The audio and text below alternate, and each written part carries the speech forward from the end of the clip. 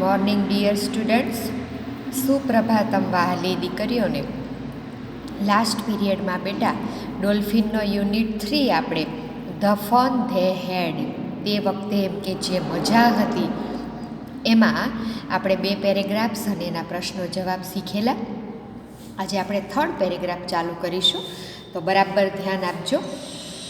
The inspector fixed the teacher on the table and said to Shalmi's mother. ઇન્સ્પેક્ટરે ટીચરને table ઉપર બેસાડ્યા. Teacher કોણ હતું દીકરીઓ? કોમ્પ્યુટર. અને શાલ્મીની મધરને કહ્યું, it is not this lovely girls fault. આ પ્રેમાળ સુંદર છોકરીનો કોઈ ગુનો નથી, ભૂલ નથી. ફોલ્ટ એટલે ભૂલ અથવા તો ગુનો. But the geography sector was working આ બીટ ફાસ્ટર. પણ ભૂગોળનો વિભાગ છે એ થોડોક ઝડપી જઈ રહ્યો છે, ઝડપી ભણાવાઈ રહ્યો છે.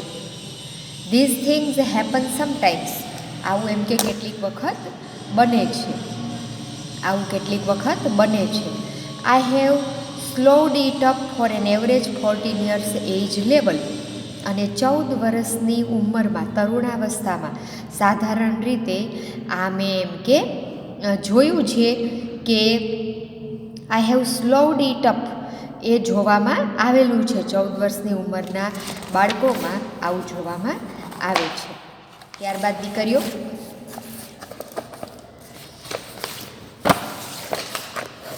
Yes, actually the progress of your daughter is quite satisfactory. હકીકતમાં તમારી દીકરીનો વિકાસ છે એ એકદમ સંતોષજનક છે. શાલ્મી વોઝ ડિસઅપોઇન્ટેડ. શાલ્મી નિરાશ થઈ ગઈ. She hoped they would take away her teacher for ever. તેણે તો એવી અપેક્ષા રાખી હતી શાલ્મીએ કે એના ટીચરને હંમેશને માટે લઈ લેવામાં આવે. Once they had taken away Nishat's teacher for nearly a month. એક વખત તેઓએ નિશાતના ટીચરને લગભગ 1 મહિના માટે લઈ લીધા હતા. Because the history sector had blanked out completely. કારણ કે ઇતિહાસનો વિભાગ છે એ સંપૂર્ણપણે એમાંથી ભૂસાઈ ગયો હતો. આ તો કમ્પ્યુટર ટીચર છે ભાઈ, બરાબર, ટીચર રૂપે કમ્પ્યુટર છે. તો એમાં જો તકલીફ થાય તો એક મશીન છે, મેનમેડ, માણસ દ્વારા બનાવાયેલું. એમાં જો તકલીફ થાય તો એ રિપેર ન થાય ત્યાં સુધી એ આગળ પોતાનું કામ કરી શકે નહીં. What was wrong with the teacher. Teacher સાથે શું ખોટું થયું હતું? તો the geography sector was working faster. જિયોગ્રાફીનો વિભાગ છે એ બહુ ઝડપથી ભણાવાતો હતો કમ્પ્યુટરમાં. How old is Shalmi. શાલ્મીની ઉંમર કેટલી છે? Shalmi is 14 years old. શાલ્મીની ઉંમર 14 વર્ષ છે. 3rd question, what did the inspector do to repair the teacher. ઇન્સ્પેક્ટરે રિપેર કરવા માટે, ટીચરને રિપેર કરવા માટે શું કર્યું? તો the inspector slowed up the geography sector for an average 14 years age level. ઇન્સ્પેક્ટરે 14 વર્ષના તરુણાવસ્થામાં રહેલા વિદ્યાર્થીઓની લેવલ, કક્ષા પ્રમાણે જે ભૂગોળનો વિભાગ છે એ ધીમો કરી આપ્યો. 4th question, what did the inspector say about Shalmi's progress. ઇન્સ્પેક્ટરે શાલ્મીના પ્રોગ્રેસ વિશે શું કહ્યું? તો the inspector said that Shalmi's progress was quite satisfactory. ઇન્સ્પેક્ટરે એવું કહ્યું કે શાલ્મીનો વિકાસ છે એ એકદમ સંતોષજનક છે. 5th question, what did Shalmi hope. શાલ્મીએ શું આશા રાખેલી હતી? Shalmi hoped that the inspector would take away her teacher for ever. શાલ્મીએ આશા રાખી હતી કે તેના ઇન્સ્પેક્ટરને હંમેશને માટે, ઇન્સ્પેક્ટર છે એ તેના ટીચરને હંમેશને માટે લઈ જાય, કે એને ભણવું પડે નહીં. 6, why was નિશાત્સ teacher taken away for a month. નિશાતના ટીચરને 1 મહિના માટે શા માટે લઈ જવામાં આવેલા? વાય એટલે શા માટે. શા માટેથી વાયથી પ્રશ્ન પૂછાય દીકરીઓ, તો જવાબમાં બીકોઝ આવે. Nishat's teacher was taken away for a month. નિશાતના ટીચરને 1 મહિના માટે લઈ જવાયેલા. બીકોઝ કારણ કે the history sector had blanked out completely. તેમાં ઇતિહાસનો વિભાગ છે એ સંપૂર્ણપણે ભૂસાઈ ગયો હતો. ફોર્થ પેરેગ્રાફ દીકરીઓ એ આપણે જોઈએ. પેરેગ્રાફ બેટા એ શું કહે છે? The screen was lit up in the school room. શાળાના રૂમમાં કોમ્પ્યુટરની સ્ક્રીન છે એ લીટ અપ એટલે ચમકી, એની ઉપર પ્રકાશ આવ્યો. શાળાનો રૂમ એટલે શું દીકરીઓ? ભવિષ્યમાં ત્રીજી ચોથી પેઢીએ એવું બનશે આજથી 50, 60, 70 વર્ષ પછી કે સ્કૂલ નામનું બિલ્ડિંગ હશે જ નહીં, ઇમારત જ નહીં હોય. બધાને નવાઈ લાગશે કે આખા ગામમાં સ્કૂલ હોય અને ઘરે ઘરેથી બધા ત્યાં ભણવા જતા હોય, શિક્ષકો પણ આવીને ત્યાં ભણાવવા આવતા હોય, નવાઈ લાગશે. દરેકના ઘરમાં જ સ્કૂલ નામનો એક રૂમ હશે, પોતપોતાનો રૂમ, અને દરેક ઘરમાં દરેક વિદ્યાર્થીએ પોતે એકલા એ રૂમમાં જવાનું અને કમ્પ્યુટર ચાલુ કરી અને એમાંથી ભણવાનું. કમ્પ્યુટર જ શિક્ષક. પણ આવા ભૌતિકવાદી અને અતિ આધુનિક વિચારધારા ધરાવતા એ સમય આવશે ત્યારે શિક્ષણ છે એ કમ્પ્યુટરમાં સમાઈ જશે, રાઈટ? અને એમાંથી જે સરસ મજાના માનવ બનવાની જે પ્રક્રિયા છે બનાવવાની, ભગવાને દેહ આપેલો છે, પણ વિચારો, બુદ્ધિ, સમજણ શક્તિ, જીવન મૂલ્યો, શિસ્ત, સંસ્કાર, સભ્યતા, આ બધું જે શિક્ષક ભણાવતા આપે છે એની મોટી ખામી ખોટ ઊભી થશે. એટલે શું કહે છે દીકરીઓ કે સ્કૂલનો રૂમ હતો એના ઘરનો, જેમાં સ્ક્રીન ચમકી. શાલ્મી એન્ટર્ડ. જેવી શાલ્મી અંદર પ્રવેશી, ઇટ સેડ, તેણે કહ્યું, ગુડ મોર્નિંગ શાલ્મી. શુભ સવાર શાલ્મી. Today's maths lesson is on set theory. આજે ગણિતનો પાઠ સેટ થિયરી ઉપર છે. બટ બિફોર વી પ્રોસીડ, પણ આપણે આગળ વધીએ તે પહેલાં, પ્રોસીડ એટલે આગળ વધીએ તે પહેલાં, please insert your yesterday's homework in the proper slot. મહેરબાની કરીને તારું ગઈકાલનું લેસન છે, ગૃહ કાર્ય છે, એ ઇન ધ પ્રોપર સ્લોટ એટલે કે સ્લોટ નામની જગ્યાએ, યોગ્ય જગ્યાએ ઇન્સર્ટ એટલે તું દાખલ કર, મૂક. Shalmi did so with a sign. શાલ્મીએ એક નિશાસો નાખીને એટલે કે પરાણે એવું કર્યું. She was thinking about the old school where all the kids from the whole neighbourhood came laughing and shouting in the school. તે જૂની સ્કૂલ વિશે વિચારી રહી હતી કે જ્યાં બધા જ બાળકો છે એ નેબરહુડ, પડોશમાં, આખા પડોશમાં આવેલા, કેમ લાફિંગ એટલે હસતા આવ્યા, and shouting in the school અને શાળામાં બૂમો પાડતા આવતા. હસતા અને શાળામાં બૂમો પાડતા આવતા. એ એમ કે એ વિચારતી હતી.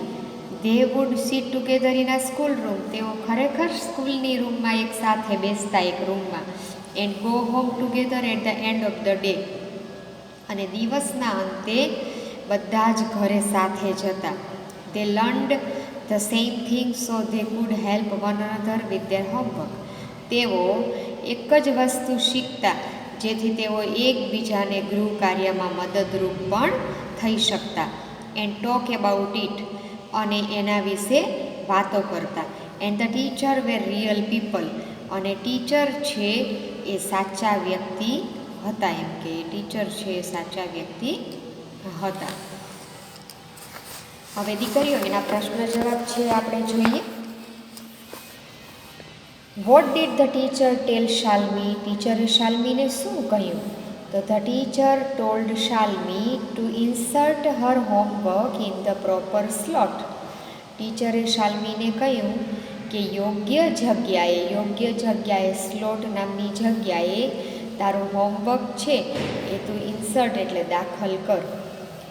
Which subject was Shalmi going to learn that day. તે દિવસે શાલ્મી છે કયો વિષય ભણવા જઈ રહી હતી? તો Shalmi was going to learn maths that day. Shalmi તે દિવસે મેથ્સ ભણવા જઈ રહી હતી. What was Shalmi thinking about. Shalmi છે શું વિચારી રહી હતી? Shalmi was thinking about the old school where all the kids from the school came laughing and shouting. શાલ્મી છે એ પોતાની જૂની સ્કૂલ વિશે વિચારી રહી હતી કે જ્યાં શાળામાં બધા જ બાળકો છે એ હસતા હસતા અને બૂમો પાડતા ભણવા માટે આવતા. Why could the children help one another? બાળકો શા માટે એકબીજાને મદદ કરી શકતા? The children could help one another because they learned the same thing in the school. બાળકો એકબીજાને મદદ કરી શકતા કારણ કે તેઓ એક જ વસ્તુ છે એ એક સાથે એક જ બાબત છે શાળામાં શીખતા. દીકરીઓ વિચાર કરો, તમે 2 મિનિટ વિચાર કરો મનમાં કે જો દરેક દીકરી છે એ પોતપોતાના ઘરે ભણે તો જો દરેક દીકરી પોતપોતાના ઘરે ભણે તો અલગ અલગ વિષય ભણે, અલગ અલગ લેવલ સુધી પહોંચી હોય. કોઈ દીકરી ખૂબ ઝડપી હોય તો એ ફટાફટ ચેપ્ટર પૂરું કરી લે, કોઈક એવરેજ હોય તો એને થોડી વાર લાગે, અને કોઈ સાવ ભણવામાં નબળી હોય તો એને વધારે પડતી વાર લાગે. તો બધાનો અલગ અલગ વિષય, અલગ અલગ લેવલ થઈ જાય ભણવાનું. પણ જો એ સ્કૂલમાં એક સાથે ભણતી હોય તો ટીચરની આંખમાં આંખ પરોવીને ટીચર બધાને એક સાથે મોટા અવાજે એક સરખું ભણાવતા હોય તો આ ઘણો બધો ડિફરન્સ થઈ જાય. તો એ અહીંયા સમજાવવામાં આવ્યું છે. હવે દીકરીઓ, આપણે નિયરેસ્ટ મિનિંગ એટલે કે સમાનાર્થી શબ્દો છે એ આપણે શીખીશું. બરાબર ધ્યાન આપો બેટા. ટુ રિકલેક્ટ એટલે યાદ કરવું, તો ટુ રિમેમ્બર. રિકલેક્ટ મીન્સ યાદ કરવું, તો ટુ રિમેમ્બર. કન્વર્સેશન એટલે વાતચીત, તો ચેટ એટલે વાતચીત. એસ્ટોનિશ્ડ એટલે આશ્ચર્યચકિત થઈ જવું, બરાબર, તો સરપ્રાઇઝડ, આશ્ચર્યચકિત થઈ જવું. દીકરીઓ, આ 3 રિકલેક્ટ એટલે યાદ કરવું, તો એનું રિમેમ્બર. કન્વર્સેશન એટલે વાત કરવી, તો ચેટ એટલે વાત કરવી. અસ્ટોનિશ્ડ એટલે આશ્ચર્યચકિત, તો સરપ્રાઇઝડ.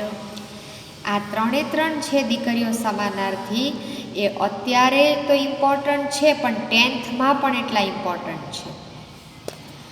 ત્યારબાદ ટુ રેઝિસ્ટ એટલે વિરોધ કરવો, તો ટુ ઓપોઝ, બરાબર, એટલે ઓપોઝ એટલે વિરોધ કરવો.